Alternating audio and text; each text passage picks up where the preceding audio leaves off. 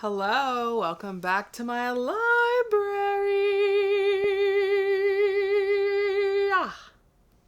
I'm Barbara. So glad to have you here. I thought I would do a summer into fall TBR video, and I'm trying to get in the back of the swing of things. I've been in such a bad reading slump.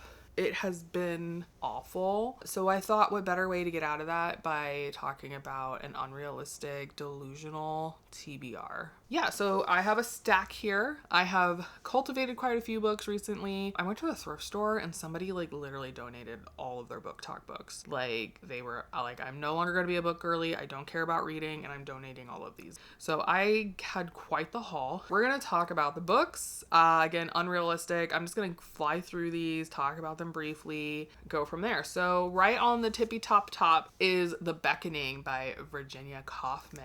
Hatred and peril were her nearest neighbors, beckoning with false smiles from the turbulent sea on one side and the treacherous bogs on the other. Beautiful widowed Anne Wicklow thought she was fortunate to find employment in an ancient isolated castle on top of an Irish cliff. Once inside the gloomy castle, Anne discovers that evil walked beside her in the drafty halls, for someone in the strange household was determined to destroy her charge, lovely young Marie, who stood between murder and fortune. By protecting the girl, Anne put herself in mortal danger. To save her own life, she had to discover a ghastly secret, even if it meant betraying the man she loved. I picked this up at the thrift store solely based on the cover. I thought it was stunning. She looks very distraught. Look at her face. She's like, oh no. I thought this would be a fun little gothic novel. This book was 75 cents. 1965. Okay. But I'm pretty sure I got this book for free because of how many books I got at the thrift store. Next up is Annihilation by Jeff Vandermeer. I've seen the movie and I was curious about the novel. I guess this is the first book of the series, the Southern Reach series. But I was curious about it. Also, this cover is absolutely stunning.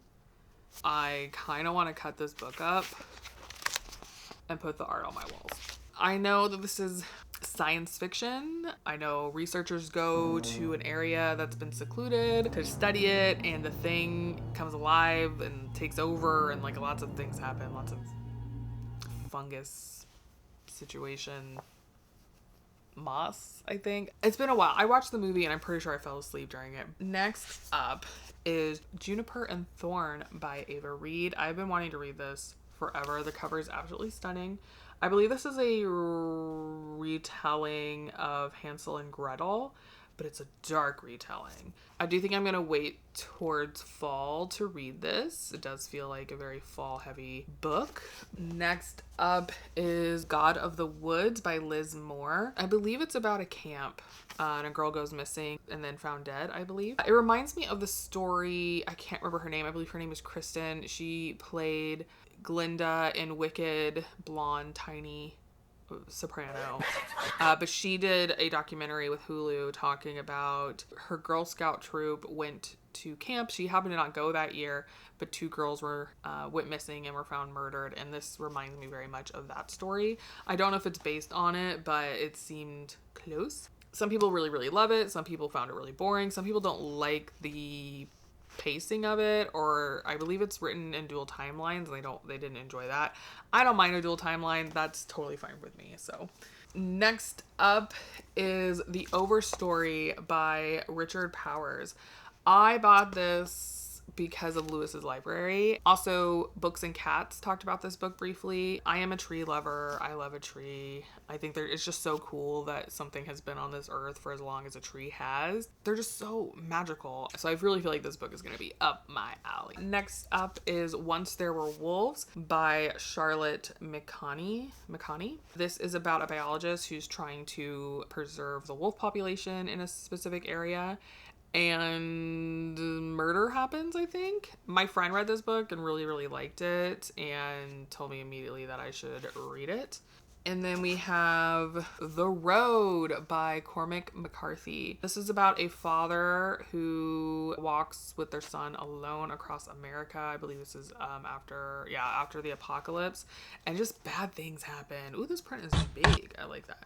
I have seen the movie a long time ago, but I've heard that the book is something that you would want to engage with. Next is On Earth We're Briefly Gorgeous by Ocean Wong.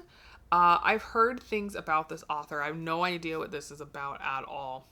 A son writes letters to a mother who cannot read, and I guess it's a collection of those letters. Apparently this is very sad. I've heard things about Ocean Wong, but I don't know too much about them. I'm curious about it. I like that I'm going into it mostly blind. I've just heard the name flying around and people saying good things. The Secret History by Donna Tartt. I am curious about reading this book, but I didn't want to give any money to Donna Tartt, as I know they're problematic. And also in that vein, similar situation, I did pick up A Little Life by Hana Yagagira. Have seen videos where people are like literally bawling, hysterically crying over this book, but I also didn't want to give money to the author because my thoughts on this book is that this is a problematic read. It's trauma corn essentially, but I am curious about it. So many people talk about this book. Some people like, this is my favorite book ever, and I'm curious to see what the hype is about, or lack of hype. I don't know too much about the plot, other than there's a lot of traumatic things that happen to these characters that you just don't get over and can possibly ruin a life. So curious. Next up, I did pick up a copy of Hamnet by Maggie O'Farrell. I haven't watched the show or movie, but something about the Black Death really intrigues me. Also, Books and Cats recommended this, and I've been thinking about getting back into my historical fiction, so I thought I would pick this up. Also, the cover is absolutely stunning, and this was part of my birthday haul when I went to Barnes. I did also pick up Her Body and Other Parties by Carmen Maria Machado. I absolutely loved their book In the Dream House, and I am so excited I finally got a copy of this. This is a short story collection, and I feel like it's just gonna changed my life because I related so much to In the Dream House and enjoyed it so thoroughly. Again, I have the biggest respectful crush on this woman. I want to know her. I want to take her class. I want to be friends with her. I want to be her. I want to date her. Like, I'm kind of obsessed with this woman, and I'm really excited to dig into this because I love her writing style so much. Honestly, I would like to take her class, like just sit in and see how her brain works. I think she's so interesting. The next up is The Devils by Joe Abercrombie. I did pick this up at Barnes. It was their monthly pick. I was already buying a shit ton of books. Hey, do you want 25% off? I said sure, and I was like, you pick, I trust you, and this is the one that they suggested. I know nothing about this book. I have heard some people pick it up online, so why is this book so big?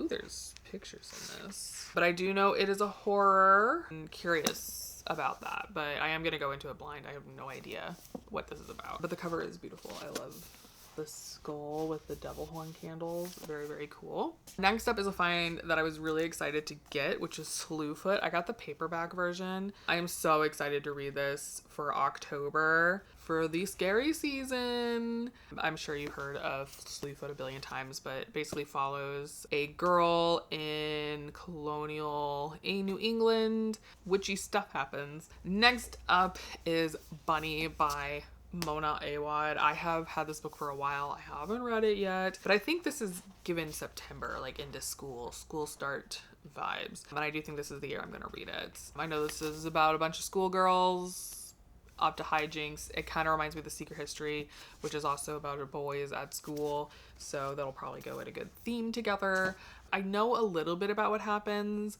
I know there's some weird occulty situations going on, merging of personalities, but I don't know too much. Next up, we have Jekyll by Aaron E. Adams.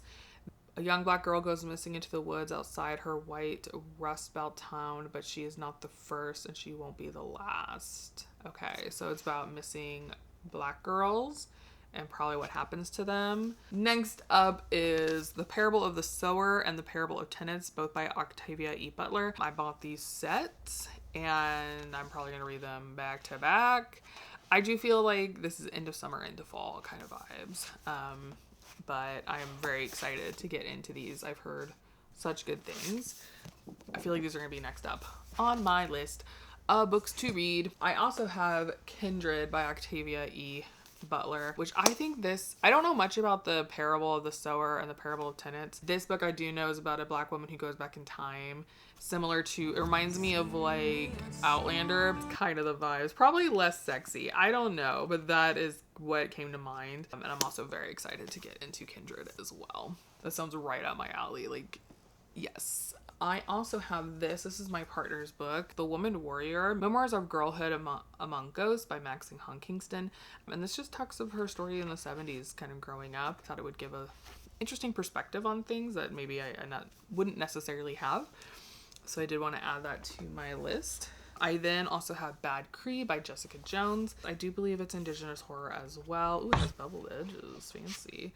It could just be a story about a girl existing in the world. The cover is really nice. Nice floppy book. I have this book, which was a thrift store find random pick. I know nothing about it. The Whalebone Theater by Joanna Quinn. It reminded me of Water for Elephants, and I really, really liked that book. This book is heavy, but I know nothing about it except for it's set in the 20s and I think a circus theater.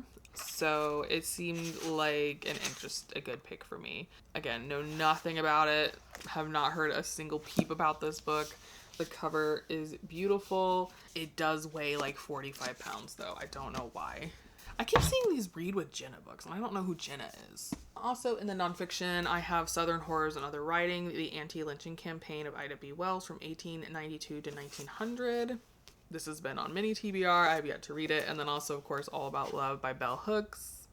I think this is going to be the year that I read this. I think it is. I also have Demon Copperhead by Barbara Kingsolver. I've just heard very good things about this. And I thought, you know what? I'm going to pick it up. I'm going to see what the hype's about. I believe this is about a little boy who is kind of neglected by his family and just how his life mirrors that of David Copperfield, I believe. I don't know if there's like a merge between the two or if it's solely based on David Copperfield or like he's noticing that his life is very similar to that. I'm not sure.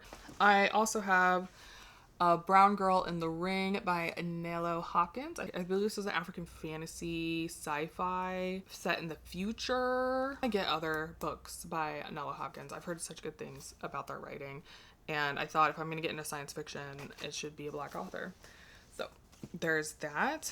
And then I also have the sequel to Children of Blood and Bone, Children of Virtue and Vengeance by Tomei Adeyemi. I read the first book. I definitely want to read the second one. I just haven't yet. It's been like probably 3 years. I'm pretty good at remembering plots of books. I think I'll be okay. But definitely it's been a while since I've read that. I might need to watch like a review of the first book just to make sure that I'm keeping it all in my head. And then we're at the very last bit. So I have The Song of Achilles by Madeline Miller. Again, my friend was like, please read this book so I can talk to you about it. That was months ago. I'm not really big into Greek mythology, but I definitely know a bit, enough to probably be able to appreciate this. And it seems like it's a gay love story, and I love that. So also The Reformatory by Tana Nariv Dew. But this is about a boy who goes to reformatory school, and it's also haunted and bad things happen to him. I tried to read it last year, and it like, in that same vein, we have 2 books by Colson Whitehead. We have The Underground Railroad and The Nickel Boys.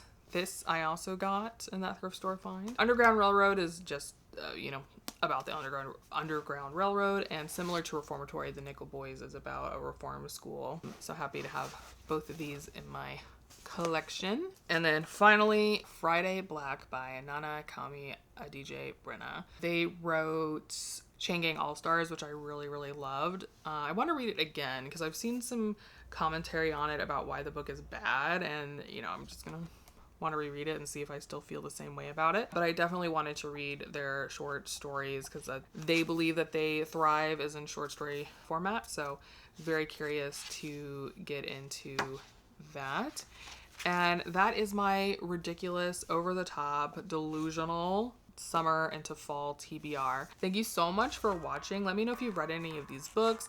Let me know if you have any suggestions for me, anything I should read first. Let me know what you're currently reading. I'd love to know. And thank you so much for watching. Please like, comment, and subscribe so I can quit my 9-to-5. I would love that so much. Also lets me know that you're out there and you actually enjoy my content. It really does boost morale just a bit for me. I hope you have an amazing day and your week's going well and you are thriving under the crushing weight of capitalism. I will see you in my next video, which will be soon because I'm back on my YouTube shit. That's it. Thank you so much. Bye.